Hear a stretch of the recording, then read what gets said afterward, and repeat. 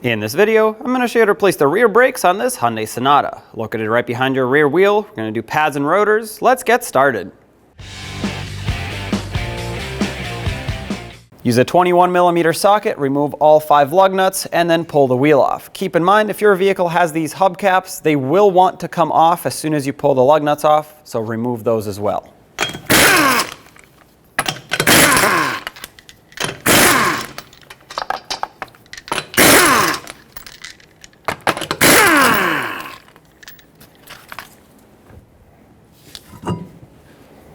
From the backside of the caliper, let's remove the two 14mm bolts that hold the caliper onto the slider pin and therefore the bracket.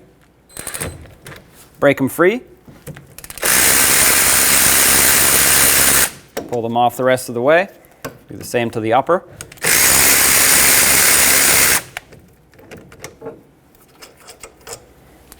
You can take a little pry bar, squish the caliper in through this opening. This is going to allow you to remove some pressure off that piston so you can more easily remove it off of the bracket. I'm going to take this off and set it aside right over here on top of the sway bar. I basically don't want to pull on the brake hose. That is why I'm not going to let it hang. Just secure it up here. Use a 14mm socket and remove the 2 bolts holding the caliper bracket onto the knuckle.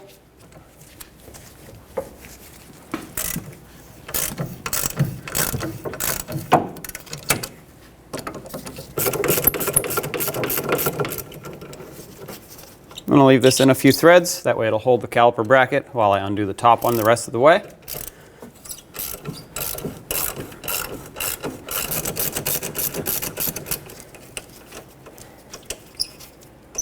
Finish removing the bolts. Inspect them. If they're in poor condition, you're going to want to source new ones. These are rusty, so I'll clean them up, but they are still reusable.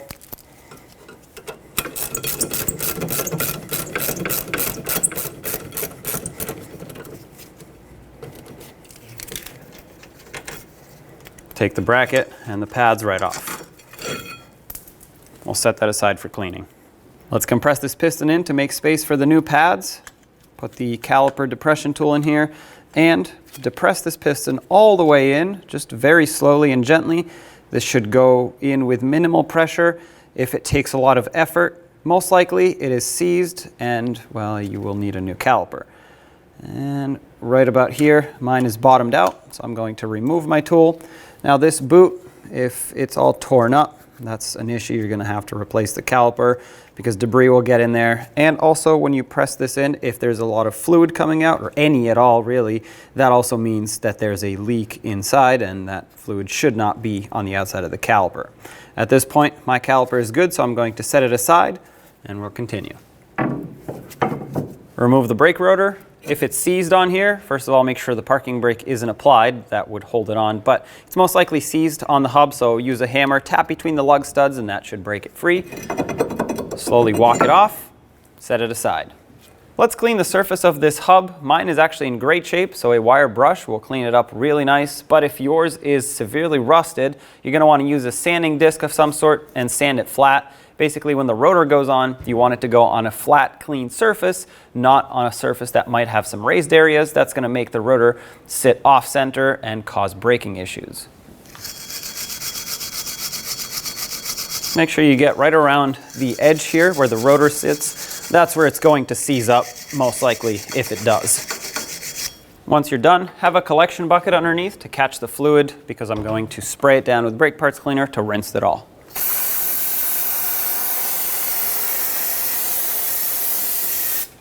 I know it doesn't look perfect, but it's clean and it's flat.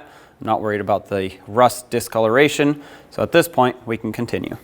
Let's coat the hub in some anti-seize. Use a thin layer and apply it to the entire surface to prevent rust from building up and prevent the rotor from seizing on in the future. Try to avoid getting it on the lug studs. If you get it on a little bit, that's fine. Just wipe it off, but you don't want to lather it on completely. Once again, a thin layer will do the trick because if you put too much, it'll actually squeeze out when you apply the rotor and tighten everything up, and that's going to start flinging everywhere as you drive, and you want to avoid that. I have a new rotor here, but if you're reusing your old one, make sure this surface where the hub mounts is clean.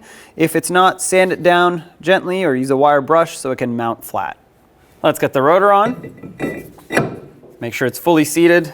Check the adjustment of the parking brake shoes if needed. On the bottom right here is your adjuster, so you can either expand the shoes or contract them depending on how you need to adjust them for your rotor. Let's remove the pads from the old caliper. These are somewhat stuck in here. Might need a hammer to tap them out.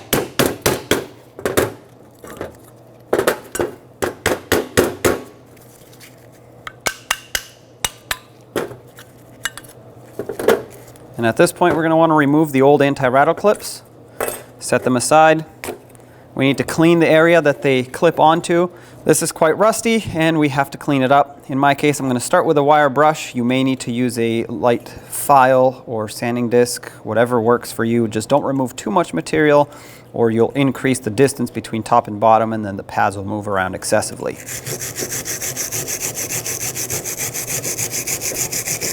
Clean on both sides.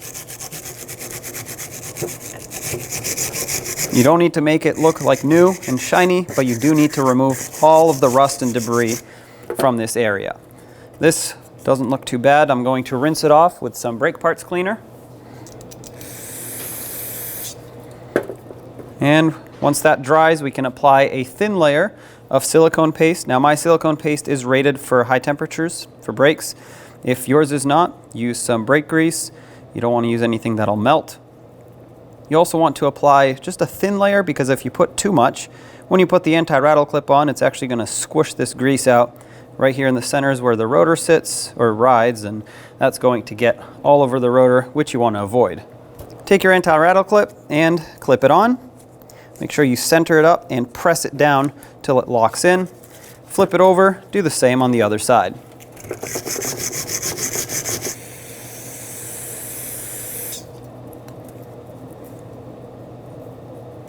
Install the anti-rattle clip. Now let's remove the slider pins and clean them and lubricate them. I like to do this one at a time, and I'm going to pull this one out. Sometimes if they weren't serviced properly or if the boots are broken, torn, and water got in, they can be seized up.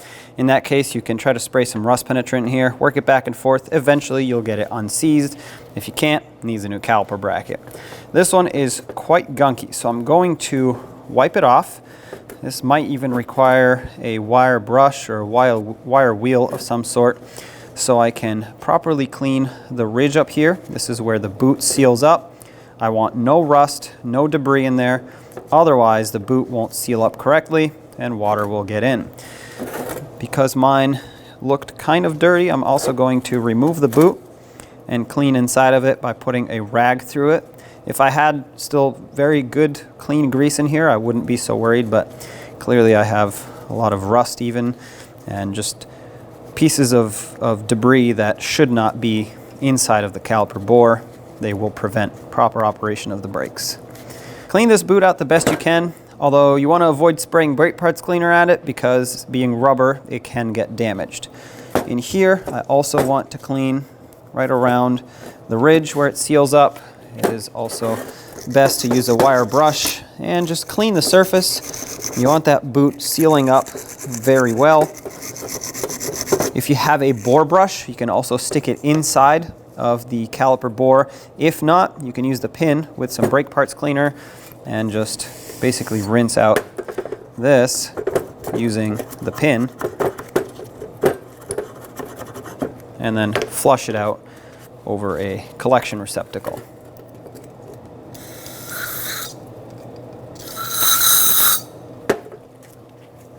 I'm going to take my silicone paste, put a little bit right on the edge where this boot seals up. With this boot back on, let's take the slider pin. Everything is cleaned up, ready to go. I wire wheeled this. I'm going to put a little bit of my silicone paste on the pin itself, and I'm going to take the rest that's on my brush and put it inside of the boot, get it right in the folds of the boot. That's going to make it so that it can disperse evenly as needed as the brakes are operating over time. It'll keep them well lubricated. And the fact that I put the brush in here made it so that the edge of the boot gets some grease as well, which is going to get right up in here on the upper ridge of the pin where it seals up. Slide the pin all the way down, push it in, make sure it's fully seated all the way around. Looks like it's not. There we go. Now there may be some air stuck behind the boot. If that's the case and it wants to push the pin out, hold it pressed in and squeeze the boot. Usually that gets all of the air out of the system. I don't really have much air stuck in here. Give it a few twists and spins, make sure everything works as it should. Flip it over, do the same to the other slider pin. Let's put the pads on the caliper bracket. The inner pad, which is going to be this one, as the caliper bracket gets mounted like this on the vehicle, is going to have a wear indicator sitting on the bottom, so it can get pushed upwards as the vehicle drives forward. Slide the pad in at an angle, and you're going to want to kind of twist it, push it in as you push it into the caliper bracket. These anti-rattle clips have little springs here, and that's what makes the pads sit on nice and tight, but not too tight. You want to make sure you don't have to push them in with a lot of force, because if that's the case, that means it's not cleaned up enough, and what happens is the pads actually won't slide as needed when you release the brakes, and they'll kind of hang up on the rotor. So as long as you can move them around like this, that's perfect. Now we can install this bracket on the vehicle. Take your caliper bracket, slide it over the knuckle and the rotor. Have your bolts ready so you can start them in. That way it'll hold the caliper bracket in place. Once they're started on, let's bottom them out.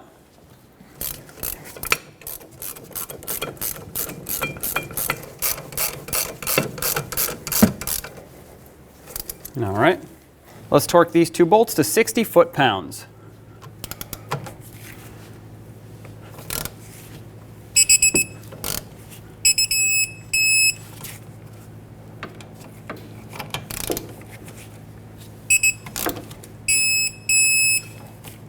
All right, take the caliper, slide it over the bracket. Make sure it goes over the slider pins, just like that. Have your two bolts ready to start them on and re-secure the caliper. Just move it around as needed to line things up. Once you have them started, snug them up.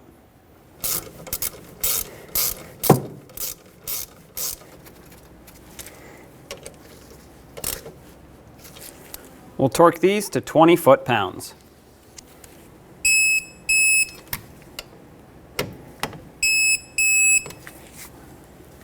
Let's put the wheel back on. At this point, if your vehicle has a hubcap, you're going to want to put that on since the lug nuts go over that. You want to make sure that the cutout for the valve stem lines up, just like that.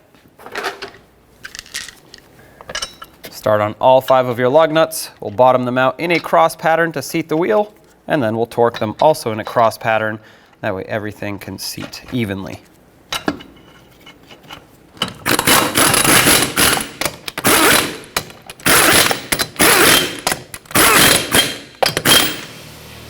"79 foot-pounds in a cross pattern." Here we go.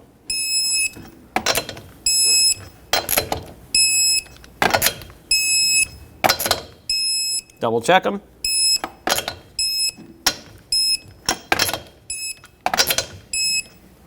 All right, that's torqued.